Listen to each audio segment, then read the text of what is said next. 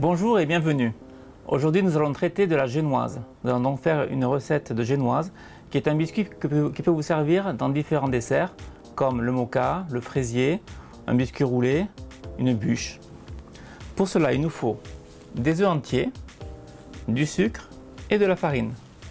Alors, un moyen technique pour se rappeler très rapidement des proportions, il faut compter 30 g de sucre et 30 g de farine pour un œuf. Donc que vous fassiez une génoise avec 3 œufs ou sans œufs, c'est facile à calculer. Première chose, il faut chemiser le moule de façon à pouvoir démouler la génoise facilement. Donc chemiser avec du beurre fondu. Avec le pinceau, on tapisse le fond du moule et les bords avec le beurre. Beurre fondu qu'on appelle également beurre clarifié. Donc ne pas hésiter à en mettre une bonne couche. Surtout il faut passer partout.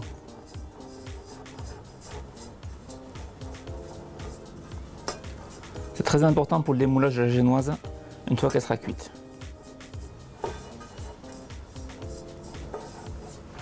Comme ceci. Et ensuite on va fariner le fond. Donc on met un petit peu de farine et on répand la farine sur tout le fond, sans oublier bien sûr les côtés.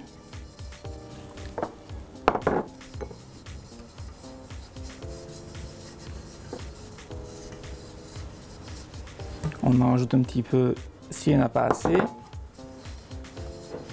À partir du moment où l'intérieur est chemisé, on ne repose plus le doigt dessus. Donc je garde bien mes mains à l'extérieur du moule, comme ceci. Et on retourne d'un coup sec le moule sur le plan de travail pour retirer l'excédent de farine. On obtient donc un moule chemisé, beurre plus farine. Et à ce stade-là, on va le placer au frigo. Donc pour la pâte à génoise, il nous faut donc les œufs qu'on place dans la cuve et le sucre. Donc ici 6 œufs, 180 g de sucre, 30 g par œuf. Je commence à mélanger les deux ingrédients. Et je me place au-dessus de ma bain-marie. Et là il faut fouetter continuellement. Alors là il y en a pour bien 10 bonnes minutes. Il faut que le mélange augmente de volume, blanchisse et qu'on obtienne le ruban. Alors je vous montrerai à ce moment-là ce que c'est. Donc l'eau ne doit pas bouillir dans la casserole, c'est un bain-marie. Il faut qu'elle soit chaude, mais en aucun cas en ébullition. Une ébullition pourrait coaguler les œufs avec prématurément. C'est pas le but.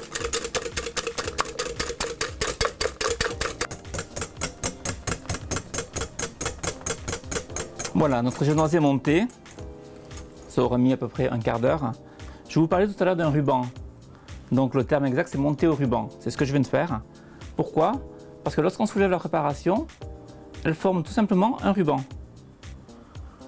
À ce niveau-là, la préparation est parfaite. Cependant, elle est encore tiède. Donc je me retire du bain-marie et je continue à fouetter jusqu'à ce que la préparation soit froide.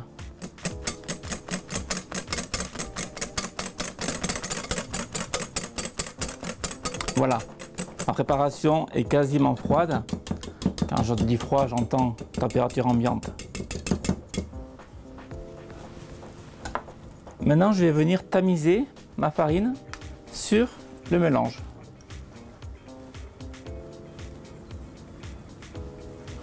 Donc c'est important de tamiser pour les grumeaux.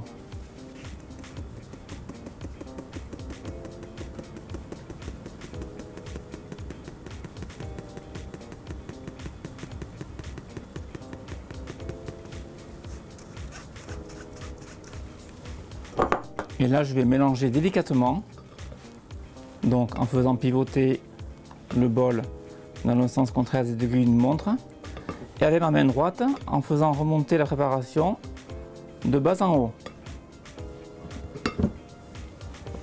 On voit la farine qui est agglomérée au fond du récipient qui remonte. Il faut vraiment tout incorporer. ne pas laisser 2 morceaux de farine non mélangés. Alors la difficulté ici, c'est de ne pas faire retomber la préparation. D'où le geste délicat que je fais.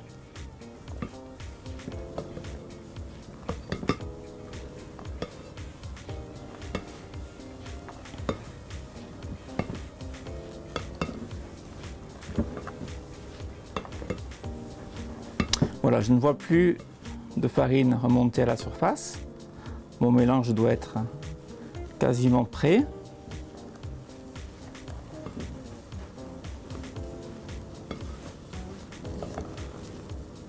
Alors certaines recettes, vous pourrez trouver du beurre. Moi personnellement, je n'en mets pas. Je ne vois pas trop la différence. En dehors d'alourdir ma pâte, on dira que ça la rend peut-être un peu plus moelleuse. Mais ça, c'est sur le moment.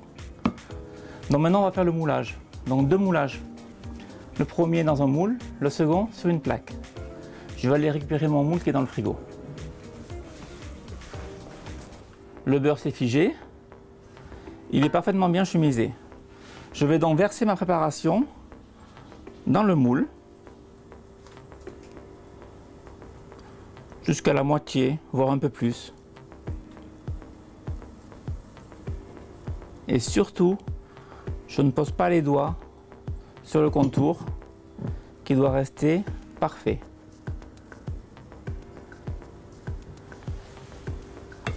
Voilà pour un. Là, nous aurons notre génoise qui, dans le futur, pourra devenir un moka, un fraisier, un gâteau fourré avec une mousse de fruits, ce qu'on veut.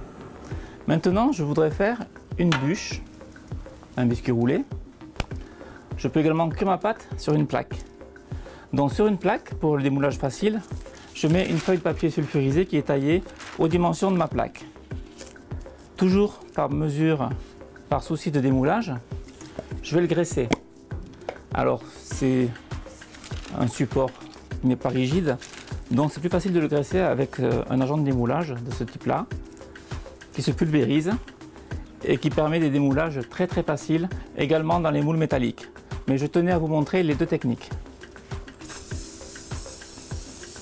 J'aurais très bien pu le faire aussi dans mon moule à manquer.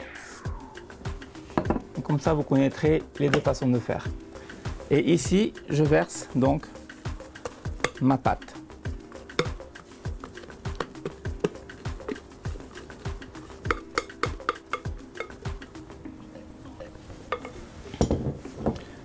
À l'aide d'une spatule coudée, je vais donc l'étaler délicatement sur toute la surface. Donc pour faire un biscuit roulé, il faut un rectangle dont je prends soin de l'étaler en forme de rectangle et sur une épaisseur uniforme.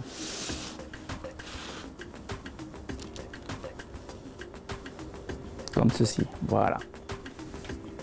Il ne reste plus qu'à procéder à la cuisson. Donc je vais enfourner mes 2 plats dans un four à 180 degrés.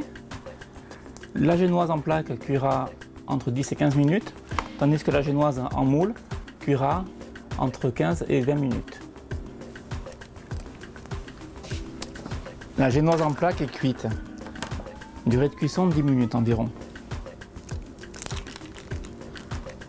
Donc, je fais glisser la feuille tout doucement sur une grille de façon à ce qu'elle refroidisse rapidement.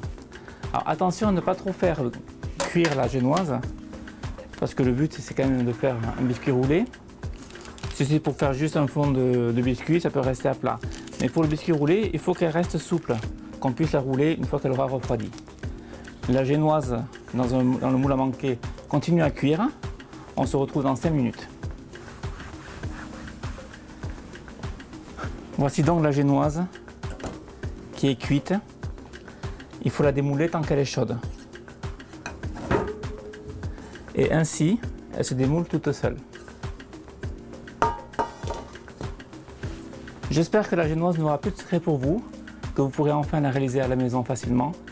Donnez-moi vos commentaires, vos suggestions et à très bientôt sur meilleurdeschef.com.